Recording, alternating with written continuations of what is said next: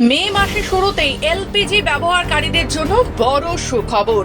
ফের কমলো বাণিজ্যিক গ্যাসের দাম।